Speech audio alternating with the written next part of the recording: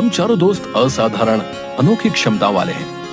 मैं अदृश्य हो सकता हूँ और किसी को कहीं भी टेलीपोर्ट कर सकता हूँ। मुझे किसी की परवाह नहीं। हाँ, मैं कुछ ही सेकंड में पूरा भंडारा खा लेने का दम रखता हूँ। मुझसे भला किसी का क्या मुकाबला। हाँ, वो तो तेरा पेट देखकर लगता ही है। मैं तो किसी भी चीज को हवा में उड़ा सकता हूँ। दुश्मन मेरे सामने पक्षी बन जाते हैं। मैं तो प्रकृति को ही नियंत्रित कर सकता हूँ। वो हाथ उठाता है और तेज बारिश होने लगती है। सब लोग भीग जाते हैं। तभी वहाँ पर एक गरीब औरत आती है। मेरी मदद करिए, आप लोगों के पास कमाल की शक्तियाँ हैं। मेरा बेटा खो गया है, मेरी मदद करें। अरे जाओ, पुलिस में रिपोर्ट लिखवाओ। पुलिस वालों ने कहा तूफान का मौसम है, इस समय पहाड़ पर जाना असंभव है। तभी आपकी बातें सुनी कि आपके पास शक्तियाँ हैं। मेरी मदद कीजिए वरना मेरा बेटा खो जाएगा। आज तक किसी ने हमसे मदद नहीं मांगी, क्यों ना आज इसकी मदद कर दें। ठीक है, तुम बताओ, तुम्हारा बेटा कहाँ से गायब हुआ था? सोनगिरी की पहाड़ियों से। चंदन सबको टेलीपोर्ट करके वहाँ पहुँचा देता है। औरत हैरान हो जाती है। हाय दैया, हम यहाँ कैसे आ गए? चंदन भैया, हमारा बेटा यहीं पर था कि तेज तूफान आ गया और बेटा गायब हो गया। अरे वाह, यहाँ तो मीठे फल हैं। चलो, मेरा काम तो हो गया। लगता है यहाँ भयानक तूफान आया था, तभी तो इतने सूखे पत्ते जमीन पर हैं। अरे, कुएं से आवाज आ रही है। लगता है तुम्हारा बेटा अंदर गिर गया है। वह हाथ ऊपर करता है। पानी की तेज धार कुएं में जाने लगती है। ऊपर तक पानी भर जाता है और औरत का बेटा बाहर आ जाता है। पहली बार ये बात पता लगने पर गांव में उनकी बहुत बड़ाई होती है, बहुत इज्जत होती है। चारों पहली बार मिली इज्जत से इतना ज्यादा खुश होते हैं, इतने ज्यादा प्रभावित होते हैं कि वे आपस में प्रण करते हैं। हम आज से अपनी शक्तियों का इस्तेमाल सबकी मदद के लिए करेंगे और समाज की सेवा में लगाएंगे। एक दिन वह सभी गांव में लगे मेले का आनंद ले रहे होते हैं।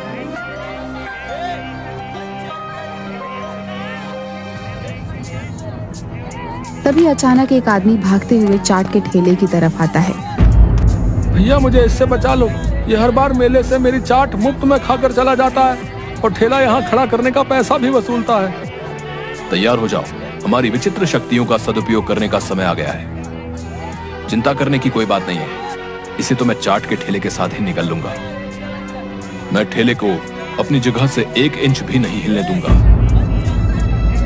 जग्गी चोर पर ओलों की बारिश कर देता है। रोहित चोरों को पकड़ लेता है और चंदन उन्हें जेल में टेलीपोर्ट कर देता है। चंदन, आशीष, रोहित और जग्गी, तुम लोगों ने बहुत अच्छा किया। ये चोर 2 सालों से जेल से भागे हुए हैं। हम कब से इन्हें पकड़ने की कोशिश कर रहे थे। तुम्हें महाराज की तरफ से इनाम मिलेगा। इसके बाद सेनापति महाराज को सारी बात बता देते हैं। अगले दिन महाराज उन्हें मिलने के लिए बुलाते हैं। तुम चारों मित्रों के पास जादुई क्षमता है। अगर तुम इन्हें बुद्धिमानी से इस्तेमाल करोगे तो हमारे राज्य पर कभी कोई दुश्मन युद्ध नहीं कर पाएगा। लेकिन याद रखना, अगर तुम कोई गड़बड़ करते हो तो इस पूरे देश को खत्म होने में भी समय नहीं लगेगा। महाराज, आप बिल्कुल भी चिंता ना करें। हम कभी भी अपनी शक्तियों का उपयोग गलत काम के लिए नहीं करेंगे। हम देश की सुरक्षा के लिए अपनी शक्तियों का उपयोग करेंगे। हम हर काम सोच समझकर और मिलकर करेंगे और मिलकर खाएंगे भी। सब हंसने लगते हैं। इसी तरह कुछ दिन बीत जाते हैं। एक दिन जब राज दरबार में महाराज सबके साथ मंत्री बैठक में बैठे होते हैं, तभी वहाँ एक जादूगर आता है। अरे वाह, यहाँ बातें चल रही हैं। जरा हमें भी तो बताओ, क्या बातें हो रही हैं? कौन हो तुम? तुम सबकी मौत। चले जाओ यहाँ से, समझ गए दुष्ट व्यक्ति? मैं जाऊंगा, बिल्कुल जाऊंगा, लेकिन तुम्हारे प्यारे महाराज को लेके। ये सब तुम क्यों कर रहे हो? हम तो तुम्हें जानते तक नहीं। अरे, तो इसमें क्या बड़ी बात है? लो, मैं अभी बता देता हूँ। मैं हूँ जादूगर विनाशक। तुम चाहे जो कोई भी हो, हमारे पीछे क्यों पड़े हो? हम तो तुम्हें जानते तक नहीं। तुम बड़े लोगों के लिए कितना आसान होता है ना सब कुछ भूल जाना। जब मैं छोटा था तब तुम्हारे इन्हीं प्यारे महाराज ने खेलते खेलते एक तीर चलाया था जो जाके सीधे मेरे पिताजी को लगा था। सिर्फ इस राजा की उस हरकत की वजह से मैंने अपने पिताजी को खो दिया था। और तुम लोगों को देखो, तुम्हें तो याद तक नहीं होगा कि तुमसे ऐसा कुछ भी हुआ होगा। क्यों? सही कहा ना? आज से लेकर अपनी मृत्यु तक तू भी अपनों के लिए तरसेगा। जैसे मैं अपनों के लिए तरसा, वैसे ही तू भी तरसेगा। देखो, मुझे इस बारे में कोई जानकारी नहीं है, लेकिन अगर यह सब मेरी वजह से हुआ है तो मैं तुमसे दिल से माफी मांगता हूं। वाह, माफी मांगकर बचना चाहते हो? ये जो तुम अपने लोगों के बीच महान बनने का नाटक कर रहे हो, बंद करो इसे, समझे? तुम्हें क्या लगता है मैं इतनी दूर और इतने सालों बाद तुम्हारी माफी के लिए आया हूं? तो क्या चाहते हो तुम? तुम्हारी मौत। जैसे मैं अपने पिताजी के लिए तरस रहा हूं, वैसे ही तेरे लोग भी तेरे लिए तरसेंगे। जबान संभाल के बात करो जादूगर, वरना आज तुम्हारा आखिरी दिन होगा। तुम मारोगे मुझे? शक्ल देखी है अपनी? इतनी देर से देख रहा हूं, बड़े उछल रहे हो। लगता है तुम्हें सबक सिखाना ही पड़ेगा। बड़ा आया मुझे मारने वाला, अब घूमता रहे हर जगह। ऐ सुनो, तुम में से कोई भी मेरा मुकाबला नहीं कर सकता, समझे? और ना ही तुम्हारे वो चार मूर्ख जो उन मामूली सी शक्तियों के बल पे उछलते रहते हैं। मैं महाराज को कैद कर लूंगा, देखूं उसे कैसे बचाते हैं ये चार जोकर। चंदन सफलतापूर्वक महाराज के साथ अदृश्य हो जाता है। तभी वहां पर वो चारों आ जाते हैं। हम मूर्ख हैं तो तू महामूर्ख है, समझा? एक ही बार में खा जाऊंगा तेरे को, समझा? और डकार भी नहीं लूंगा। ओ मोटे, पहले अपना पेट संभाल, तब बोलियो। बोल कम, थूक ज्यादा रहा है। आशीष हवा का एक बवंडर बनाता है। जादूगर विनाशक तेजी से उड़ता हुआ ऊपर चला जाता है। मेरे प्यारे प्रजावासियों, ये चारों हमारे देश के रक्षक हैं, जो हर दिशा से हमारे देश की रक्षा करेंगे। अब आप सुख की नींद सो सकते हैं। अब विनाशक हमारे देश में तबाही नहीं मचा सकता। चारों तरफ खुशी और तालियों की लहर दौड़ पड़ती है। सभी अपने अपने घर चले जाते हैं। रात को महाराज को अपने कमरे में एक दर्पण दिखाई देता है। ये दर्पण, ये कहां से आ गया? महाराज, ये मैं हूं। लो, मैंने तुम्हें कैद कर लिया। वह महाराज को अपनी जादुई शक्तियों से बनाए गए जादुई बुलबुले में फंसा देता है। मुझे इस बुलबुले से मुक्त होना है। मुझे बाहर निकालो, मुझे बाहर निकालो। मैं तुम्हें लेकर जा रहा हूं। देखूं तुम्हें तुम्हारे रक्षक कैसे ढूंढते हैं। पूरे शहर में यह बात फैल जाती है कि महाराज सुमेर सिंह जादूगर द्वारा अपहरण कर लिए गए हैं। यह खबर चंदन, रोहित, आशीष, जग्गी के पास भी पहुंचती है। ऐसा लगता है कि जादूगर ने राजा को किसी गुप्त जगह में रखा हुआ है। तभी तो अभी तक सैनिक भी महाराज का पता नहीं लगा पाए। मुझे लगता है कि उनका पता उनके महल से ही मिलेगा।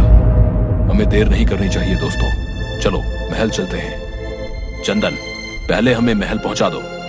चंदन उन्हें अपनी टेलीपोर्ट करने की शक्ति से सीधे महल में पहुंचा देता है। हे भगवान, आज सुबह मैंने काजू बादाम वाला दूध नहीं पिया, इसलिए मेरी शक्ति थोड़ी कम हो गई है। हम लोग गलत कमरे में टेलीपोर्ट हो गए हैं। इसके बाद वो चारों महाराज के कमरे में पहुंचते हैं।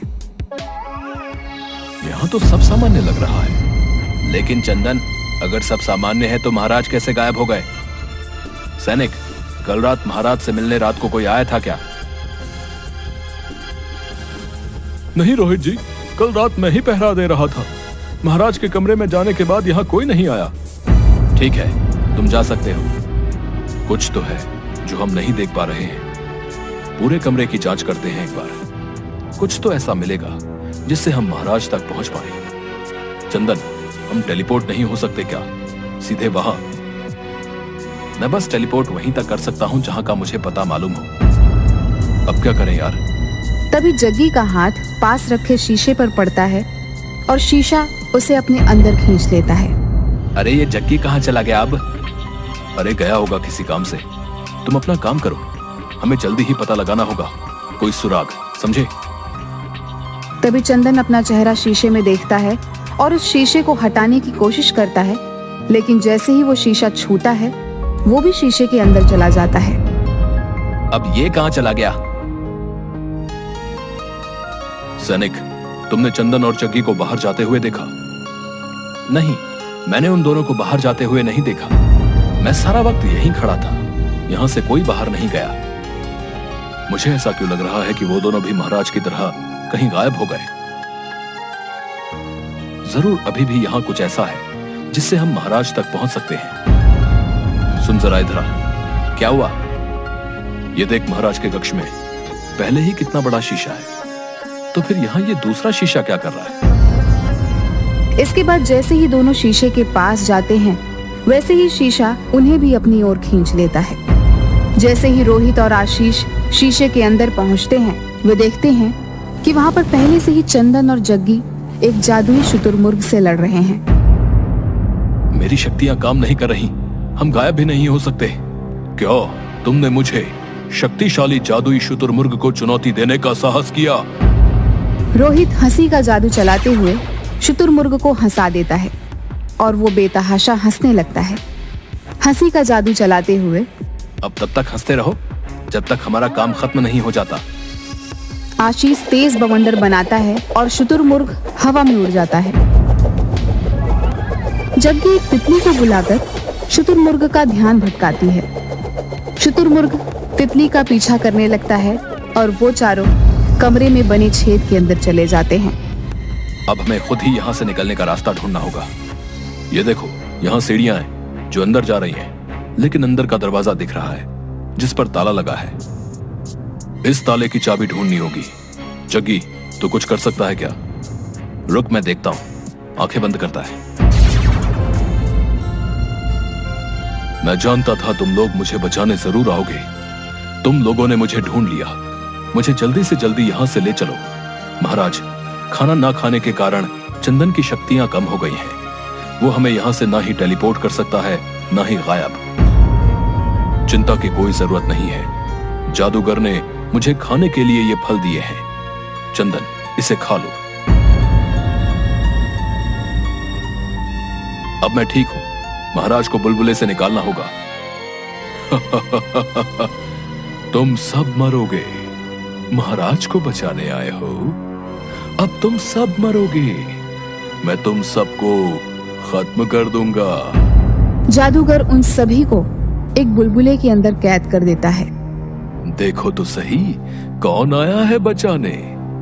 मगर मुझे ये समझ नहीं आ रहा है, जो खुद फंसे हों वो किसी और को क्या बचाएंगे। और हंसने लगता है। तभी जग्गी वहीं नीचे पड़ा हुआ शुतुरमुर्ग का पंख हवा में उड़ाकर अपने बुलबुले की ओर खींचता है। जादुई होने के कारण बुलबुला फट जाता है। जग्गी सारे बेलों से जादूगर को जकड़ लेता है और उसे बंदी बना देता है। रोहित अपने जादू से जादूगर को हंसने पर मजबूर कर देता है। जादूगर हंसते हुए पागल हो जाता है। छोड़ दो उसे। इसने जो भी किया अपने पिता का बदला लेने के लिए, और ये जो कुछ भी हुआ है वो मेरी ही गलती का परिणाम है। वो सब अपनी शक्तियों को रोक देते हैं और इसके बाद राजा जादूगर के पैरों के पास जाकर झुक जाता है। जादूगर, मुझे माफ कर दो जादूगर। मैं जानता हूं मेरे किए की कोई माफी नहीं है, लेकिन मैं अपनी तरफ से तुमसे माफी मांगना चाहता हूं। मुझे माफ कर दो। तुम चाहते तो मुझे मार सकते थे, लेकिन तुम इतना कुछ होने के बाद भी मेरे सामने झुके हो। मैं माफ करता हूं। जाओ, अपने घर लौट जाओ। इसके बाद जादूगर मुड़ जाता है। राजा उसके कंधे पे हाथ रखता है। इसके बाद जादूगर मुड़कर राजा को देखता है। आज से तुम्हारा जब भी मन करे तुम हमारे राजमहल में आ सकते हो। हमारे महल के दरवाजे तुम्हारे लिए हमेशा खुले रहेंगे। मैं तुम्हारे व्यवहार से खुश हुआ राजन। अब मैं चलता हूँ। चलिए, घर पर सब हमारा इंतजार कर रहे होंगे। चलो, कब से बढ़िया खाना नहीं खाया। आज राजमहल में मेरी तरफ से दावत होगी। जितना मन करे उतना खाना, समझ गए? ये मेरी तरफ से तुम्हारे लिए। सब हंसते हुए चंदन सबको टेलीपोर्ट करके घर पहुंचा देता है। अरे वाह वाह, आखिरकार हम अपने घर आ ही गए। महाराज, आप लौट आए। तुम चारों ने तो कमाल कर दिया। हम और ये राज्य तुम्हारा ये एहसान कभी नहीं भूलेंगे। हाँ, सच कहा तुमने। हमारी जान बचा के तुम सब ने हमें तुम्हारा ऋणी बना दिया है। हम बहुत खुशकिस्मत हैं कि हमें तुम्हारे जैसी प्रजा का राजा बनने का सौभाग्य मिला। तुम चाहते तो अपनी शक्तियों का गलत इस्तेमाल भी कर सकते थे, लेकिन फिर भी तुमने सच्चाई का रास्ता चुना। हमें गर्व है तुम पर। महाराज, ये तो हमारा फर्ज है और हम कभी नहीं चाहेंगे कि लोग हमें एक बुरे इंसान के रूप में जानें, क्योंकि हम एक चैन की जिंदगी जीना चाहते हैं। किसी भी ऐसे डर में नहीं रहना चाहते जिसमें हर वक्त पकड़े जाने का भय हो। हाँ महाराज, डर डर के जीने से अच्छा सुकून की मौत मर जाना बेहतर होगा। महाराज, हम चारों हमेशा आपके साथ रहेंगे। अब मैं क्या कहूं, सब तो तुम तीनों ने कह दिया। लेकिन महाराज, मैं फिर भी कुछ ना कुछ जरूर कहूंगा। इन तीनों ने जो कुछ भी कहा, मैं उन सभी बातों से सहमत हूं और मैं कहना चाहता हूं कि हम हमेशा आपके साथ हैं महाराज, चाहे वो सुख हो या दुख। मुझे ये सब सुन के बहुत खुशी हुई। चलो, अब दावत खाने नहीं चलना, बड़ी भूख लगी है। शाम के वक्त सब लोग दावत खाने लगते हैं। महाराज के वापस लौटने की खुशी में उत्सव मनाया जाता है। जग्गी पूरे राजमहल के ऊपर फूलों की वर्षा करवा देता है। ये हमारी आज की जीत के लिए